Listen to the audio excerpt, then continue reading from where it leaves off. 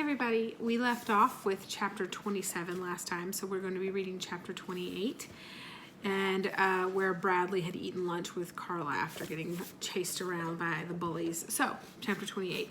Bradley lay on his bed on his stomach and he chewed the end of his pencil as he looked hopelessly at the arithmetic book opened in front of him. Next to the book was a piece of paper. In the upper right-hand corner, he had written, Bradley Chalker's homework, arithmetic, page 43, Red Hill School, room 12, Mrs. Ebel's class, last seat, last row, black eye.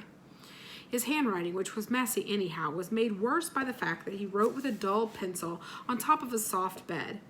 He stayed in Mrs. Ebel's class as long as he could after the bell rang. Bradley, it's time to go home, Mrs. Ebel finally said to him.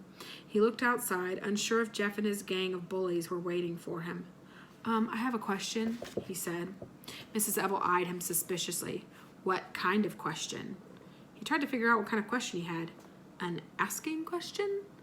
I see, said Mrs. Ebel. May I ask it? He asked. Okay, she said reluctantly. He asked his question. What page is the homework on? The homework? Page 43. He wrote 43 on the top of his sneaker so that he wouldn't forget. Then he took his arithmetic book and stepped outside. Jeff and his friends were playing basketball. He ran home. Now he looked hopelessly at page 43 and shook his head and sighed. Question 1. What is 3/4 of 2/3? It's the most impossible question he'd ever seen. His mind wandered. Hey, Bradley, what are you doing? Asked Ronnie. Homework. What's homework? She asked. It's work you do at home. Is that supposed to be funny? She asked. No, really. That's what they do at school. They give you work to do at home and then they call it homework. You've never done it before, said Ronnie. I'm doing it for Carla. Now leave me alone so I can concentrate. Question 1. What is 3/4 of 2/3? Why are you doing it for Carla? Ronnie asked. He sighed. Okay, I'll tell you, but you can't tell anyone. Ronnie promised not to tell. We're in love. Really? Exclaimed Ronnie. How do you know? She kissed me. Oh, that means she loves you, said Ronnie. Are you going to marry her? I'm going to marry Bartholomew, said Ronnie. Well, maybe when I'm older, but first I have to do my homework. I know, said Ronnie. Now let me do my homework. Question 1. What is 3/4 of 2/3? Hey, Bradley, what's going on? Asked Bartholomew. Leave him alone, said Ronnie. He's trying to do his homework. He can't concentrate when you're talking to him. Maybe I can help, said Bartholomew. What's the problem? What is 3/4 of 2/3? Said Bradley. 3/4 of 2/3, Bartholomew repeated. That's a tough problem, all right. 3/4 of 2/3. Let's see. Well, you divide 4. No. You multiply 2 times. No. Of means divide, said the donkey. Like if you take half of something, it means you divide by 2. You divide 3 by 2 and 4 by 3. Bradley started to write that down. No. Of means times, said the lion. You have to multiply everything. Well, first you have to reverse the denominators, said the fox. You don't reverse, you inverse, corrected the mother cocker spaniel. I think you have to find the common denominator, said the elephant. Not for multiplication, said the hippopotamus. That's only for addition. Multiplication is the same as addition, said the fox, only faster. You cancel out the 3's, said the kangaroo. You always cancel out the 3's. You multiply the 3's, said the lion. Bradley kept erasing and rewriting and erasing and rewriting until there was nothing but a big black smudge covering his paper. On top of that smudge, he tried to write 3 times 3 equals 9, but as he did so, his pencil tore a hole through his paper. You can't answer. The answer can't be 9, said Ronnie. If you start out with fractions, you have to end up with fractions. Bradley slammed his book shut. None of you know what you're talking about, he cried out in disgust, and he took his paper, his book, and his pencil, and he walked down the hall to the dining room. His mother was sitting at the table working a crossword puzzle from the newspaper. He plopped down next to her and sighed, and she looked at him inquisitively. I can't figure out how to do my homework, he complained. Will you help me? His mother smiled. I'd be delighted. Let me see. He pushed his arithmetic book in front of her. Page 43. She opened the book to that page and looked at Bradley's torn and smudged paper. Well, okay, first, let me clear away from this newspaper so we can have a nice, neat place to work. And while I do that, I want you to go get a clean sheet of paper. I don't have any more paper. This is all I brought home. There's some paper in your father's desk. Go get a sharp pencil, too. He looked at her in disbelief. He wasn't allowed to touch anything in his father's desk. She nodded. Bradley felt like a little scared as he walked into the extra bedroom, which was his father used as an office. He opened the top drawer of the old oak desk and carefully took out a pencil and a piece of paper. He shut the drawer, looked around, and then hurried back to his mother. She smiled at him. He sat down and wrote, much neater this time. Bradley Chalker's homework. Arithmetic, page 43, Red Hill School, room 12, Mrs. Ebble's class, last seat, last row, black eye. You have to put all that, he explained, in case it gets lost. She read the first question aloud. What is 3/4 of 2/3? He shrugged. Okay, she said, the first thing you want to do is write the equation. He still didn't know what to do, so she wrote it for him. 3/4 times 2/3 equals blank. Whenever you see the word of, it means you multiply. She explained. Of means times. He said, right, said his mother. That was what the lion had said. Now you can cancel out the 3's, said his mother. That was what the kangaroo had said. You always cancel out the 3's.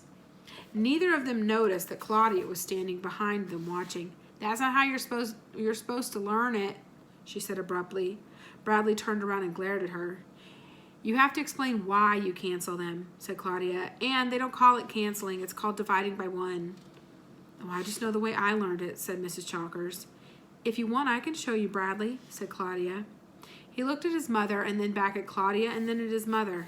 Well, she knows the way they're teaching it now, said his mother. You'll help me? Bradley asked his sister. Sure, why not? I got nothing better to do. Mrs. Chalker stood up and Claudia took her place. Don't do it for him, said Bradley's mother. Make sure that he knows how to do it himself. Claudia worked patiently with Bradley for the rest of the afternoon. When he said he understood something, she made him explain it to her. That was harder. He understood it when she did it, but then he had trouble when he tried to do it himself. By dinner time, they were only a little more than halfway through, and Bradley wanted Claudia to help him after dinner too, but she had to do her own homework. You know how to do it, she told him. You can do it yourself. I need help, he complained. I'll help you, said his father. You will? Let's go to my office. We can work at my desk. Bradley couldn't believe it. They worked together, and Bradley was surprised by how much his father knew. He made all the hard parts seem easy. Bradley was a little disappointed by how quickly they finished. He liked working with his father. He brought his finished homework back to his room.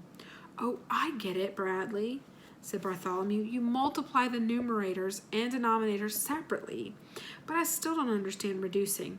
It's easy, said Bradley. Here, let me show you again. Chapter 29. Bradley was too excited to sleep. Mrs. Ebble would be so surprised, he thought. She'll tell the whole class only one person got 100%. Bradley! But there were so many things that could still go wrong. What if I lose it on the way to school, he worried. What if Jeff and his friends steal it? Twice during the night, he got out of bed to make sure it was still safely folded in his arithmetic book. What if I did the wrong page? He was no longer sure whether Mrs. Ebble said page 43 or page 62. He tried to remember exactly what she said to him. He sat up in horror. She never said arithmetic homework. Mrs. Ebble had just said a page number. She never said what book. She could have meant history or language or any of his other books. He lay back down and trembled. His tears wet his pillow. He got out of bed early in the morning, checked to see if his homework was still there, and then quickly got ready and left for school without eating breakfast. On the way, he stopped to make sure that he still had his homework, and as he opened his book, the paper fell onto the sidewalk right next to a puddle of water. He stared at it, horrified by what had almost happened. Then quickly he picked it up and placed it back in his book. He held the book tightly shut the rest of the way to school. He was one of the first ones there. He had to wait for the doors to open. He kept on the lookout for Jeff and his gang. He stood with his back to the school wall so that he couldn't sneak up behind him. He saw Andy. He thought Andy had seen him too, but if he had, he didn't do anything about it. And when the doors opened, he walked up to Mrs. Ebble's desk, and then he sat at his desk, last seat, last row. As the other kids came in, he saw them put sheets of paper on Mrs. Ebble's desk. He wondered if that was their homework. He now had a new worry. He didn't know what he was supposed to do to turn in his homework. Jeff entered and placed a piece of paper on a pile on top of Mrs. Evel's desk. Was that his homework? It must be his homework, thought Bradley. What else could it be? Sean, he said out loud. The girl who sat in front of Jeff turned around. Are we supposed to put our homework on Mrs. Evel's desk? Don't tell me what to do, Bradley, Sean snapped. You worry about your homework and I'll worry about mine, okay? And she turned back around. It was almost time for school to start. What if I have to put it on her desk before the bell rings or it doesn't count? He fumbled through his book for his homework and stood up and headed for Mrs. Evel's desk. He became more nervous with each step he took. His mouth was dry and he had trouble breathing. He could hardly see where he was going. He felt like he was going to faint. Mrs. Evel's desk seemed so far away. It was like he was looking at it through the wrong end of a telescope. His heart pounded and his homework rattled in his hand. Somehow he made it to her desk and he tried to focus on the sheets of paper that the other kids had put there.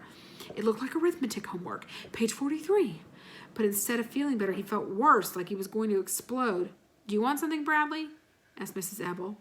He looked at his homework, shaking in his hand, and then he tore it in half and he dropped it in the trash can right next to Mrs. Evel's desk. He instantly felt better.